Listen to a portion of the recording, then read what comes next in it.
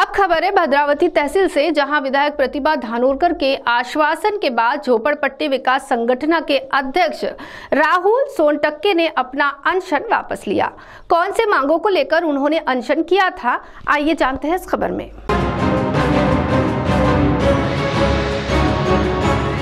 डोलारा तालाब की संरक्षण दीवार, साथ में गहराईकरण तथा पानी की आउटलेट की व्यवस्था, साथ ही तालाब का सौंदर्यीकरण, इन मांगों के लिए राज्य सरकार के विरोध में पिछले 4 दिनों से नगर परिषद कार्यालय के सामने झोपड़पट्टी विकास संगठन के अध्यक्ष राहुल सोनटक्के ने आमरण अनशन शुरू किया था। शनिवार को वर्रा भद्रावती विधानसभा क्षेत्र के विधायक प्रतिभा धानोरकर ने इन मांगों को पूरा करने का आश्वासन देने के पश्चात उन्हें नारियल पानी पिलाकर उनका अनशन वापस लिया गया। गौरतलब है, राहुल सोनटक्के की तबीयत बिगड़ने की जानकारी मिलते ही विधायक प्रतिभा धानोरकर ने पहुंचकर उनसे मुलाकात की।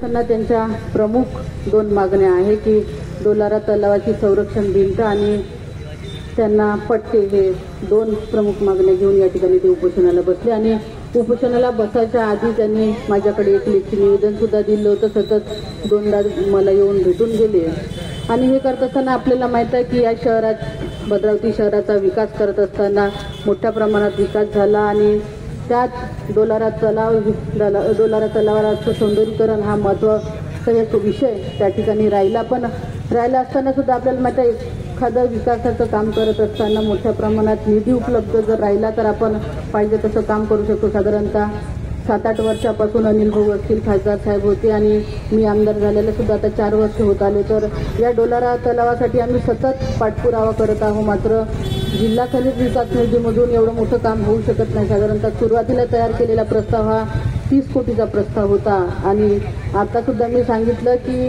आपल्याला नगरोत्थानमधून 100 कोटी हे वरोरा नगरपालिका आणि भद्रावती नगरपालिकाचे मिळणार होते आणि त्यासाठी मी शिव मॅडमशी सुद्धा बोलली की मला एक 100 कोटीचा प्रस्ताव तुम्ही तयार करून द्या।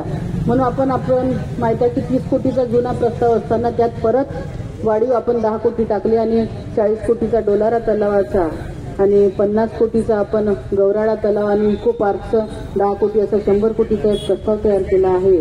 आणि हा प्रस्ताव करत असताना डोलारा तलावाची संरक्षण भिंत बांधत असताना आता राहुलजी या ठिकाणी म्हणाले की कुठेही कोणाच्या घराला धक्का लागता कामा नये। पण आपण पाहत असेल अनेक वर्षापासून जशा निवडणुका येतात, निवडणुका आल्या की विरोधकांचा एकच अजेंडा असतो की डोलारा तलाव हा पूर्णपणे उठवण्यात येईल, त्यांचे घरं या ठिकाणून काढण्यात येईल। पण आतापर्यंत अनेक निवडणुका झाला पण असा कुठलाही विषय या ठिकाणी झाला नाही किंवा कोणत्याही लोकांच्या घराला धक्का लागेल अशी बाब या ठिकाणी घडली नाही। त्याच्यामुळे कोणाच्या घराचं नुकसान करून या तलावाचं सौंदर्यीकरण किंवा संरक्षण भिंत होईल हा विषय तुम्ही डोक्यातून काढून टाका।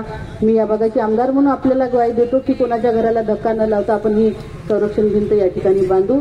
आणि हे करत असताना आता राहुल भाऊ या ठिकाणी बोलले की मागच्या वेळेस जसा पुराची परिस्थिती त्या ठिकाणी निर्माण झाली, अनेक घरंही पाण्याखाली होती आणि ते करत असताना आपण आपल्या माध्यमातून त्या ठिकाणी पंप लावून जेवढं पाणी काढता येईल तेवढं काढण्याचा प्रयत्न त्या ठिकाणी केला।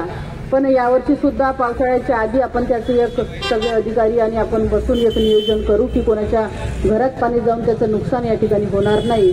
आणि हे करताना सुद्धा आता उसके बाद राहुल सोनटक्के ने झोपड़पट्टी वासियों के सामने नारियल पानी लेकर अपना अनशन वापस लिया। उसके बाद उपचार के लिए उन्हें ग्रामीण रुग्णालय में भेजा गया। इस मौके पर पूर्व नगराध्यक्ष अनिल धानोरकर, कांग्रेस पार्टी के शहराध्यक्ष सूरज गावंडे, प्रमोद नागोसे, प्रशांत झाड़े, तनु शेख आदि कांग्रेस के पदाधिकारी और कार्यकर्ता और नागरिक बड़ी संख्या में उपस्थित थे। CTV के लिए जावेद शेख की रिपोर्ट।